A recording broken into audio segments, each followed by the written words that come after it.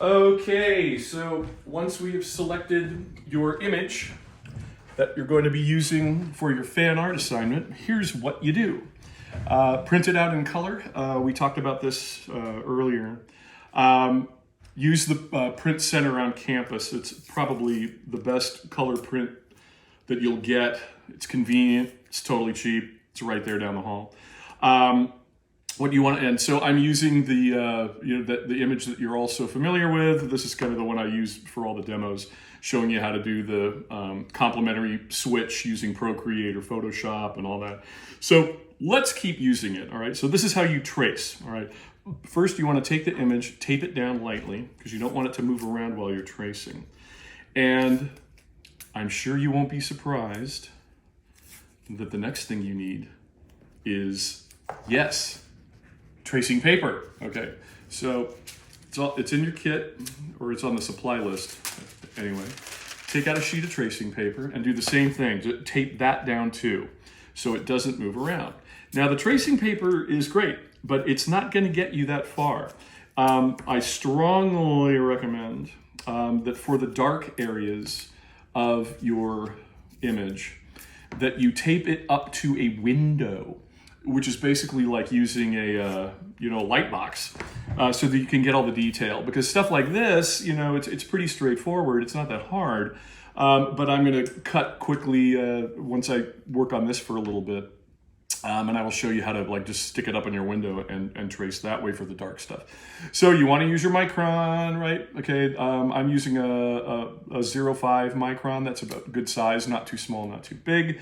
And you just start tracing.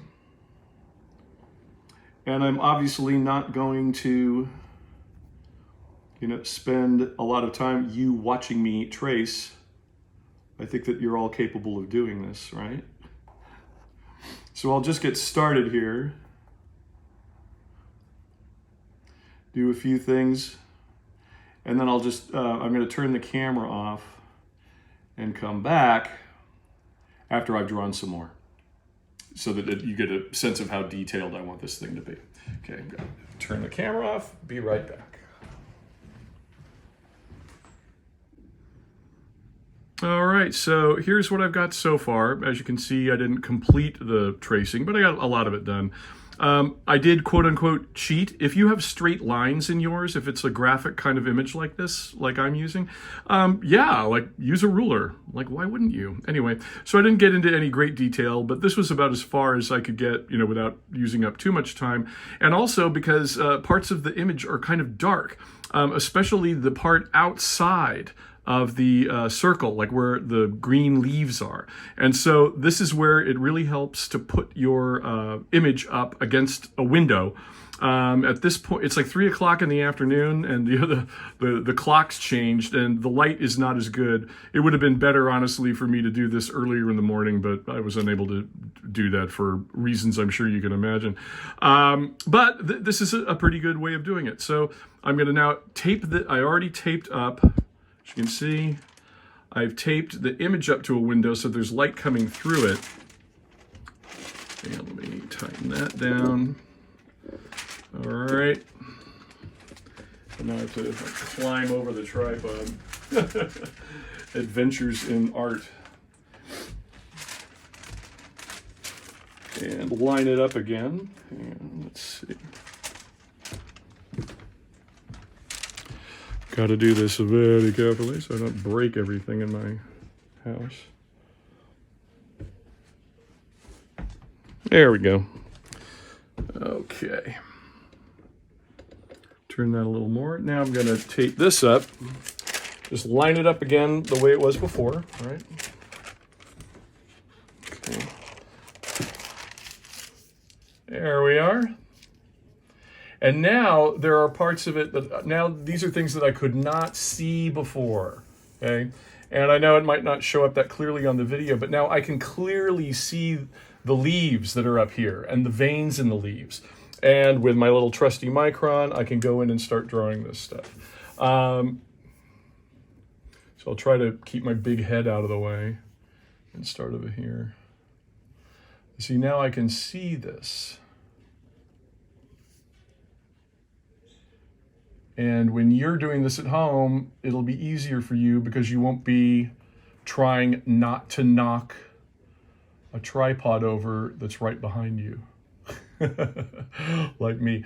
But my point is, if you use the window, you can see these details. And a lot of you will have images that have a lot of dark areas that are still really great. You know, they've got terrific color like this one does, this beautiful, these green leaves. You know, as you saw, they turned out wonderfully in the final painted version. So, as you're doing this, there you go, right? So I can see all this clearly, and there's more detail down here. There's another leaf like that. All the stuff down at the bottom. I'd run the risk of like getting my head in the way, and I don't want to spend too much time. But I think you get the idea, is that you really do, at some point, most of you, unless your image happens to be really light, you really want to get in here, tape it up against a window so you can see things clearly. You can try using a light box, but sometimes even light boxes aren't bright enough. I don't know if they have any in the 1111 building. They might. But a good old window. I mean, there's nothing brighter than bright sunlight. Thank God we live in Southern California, right? Anyway, so that's how you do it, tracing over the window. And now I will cut back to my workspace and show you how to transfer this tracing onto the illustration board. All right, so now that you've completed your trace onto the tracing paper, what you need to do is do the graphite transfer onto the illustration board, and here's how you do that. So here is the image the way it should appear, okay? As they say, you know, right side up. But you want to lay down the graphite on the back side, that's how you make the transfer. And so you turn it over, okay? You don't need to tape anything down, this is really rough. I recommend that you use a regular pencil. The softer, the better. Like I don't know what you might have for your other classes, but a Staedtler like a 6B, 4B, anything that's soft is fine. Don't try to do this with a mechanical pencil. You'll be sorry. I mean, they're just too tiny to cover a surface really quickly.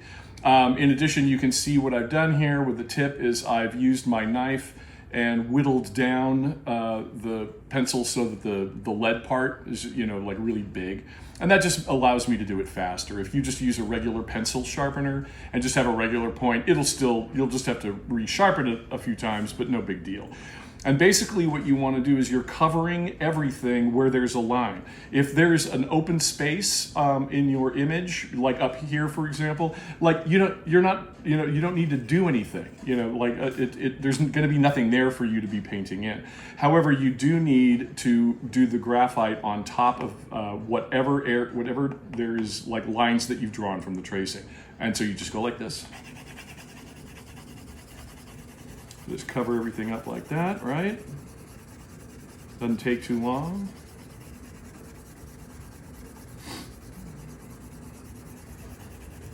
In fact, it's so fast, I'm just gonna, you can fast forward through this if you want, but it's literally gonna only take another few seconds because I've got a nice big fat, soft lead pencil and it'll lay the graphite down really quickly.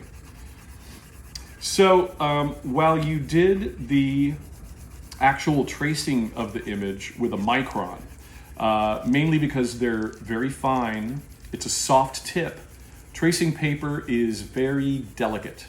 And so that's why I recommend you don't use like a ballpoint pen, because sometimes if you push too hard, the ballpoint pen will go right through the tracing paper. But if you use a micron to do the trace, you're good to go. See, I'm all done. Da, da, da, da, da. All right, boom. Now I flip it over, okay, flip the tracing over like that, and now I do want to tape it down, okay? I want to make sure that it's not moving around while I'm transferring the image. How do I transfer the image?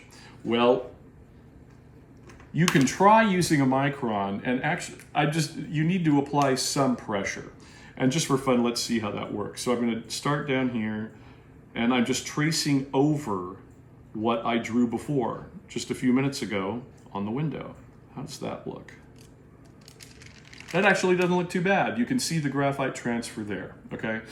Now, I'm gonna do it with a ballpoint pen, my Zebra F301, just because I can apply more pressure that way. I'm careful not to press down too hard where I'm tearing the surface. And the thing that you want to do that maybe you noticed I did is that you want to leave one corner not taped down that hard so you can peel it back and make sure that you've done what you've done. Because you're basically drawing with a black pen on top of a black pen.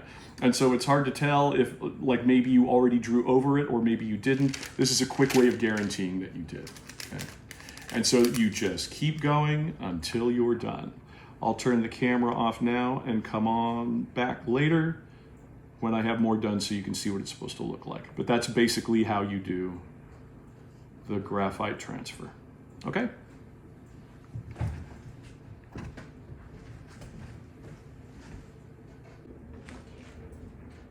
All right, so once you're done doing the transfer, and obviously this isn't the entire image, but it is a transfer of the entire tracing that I did.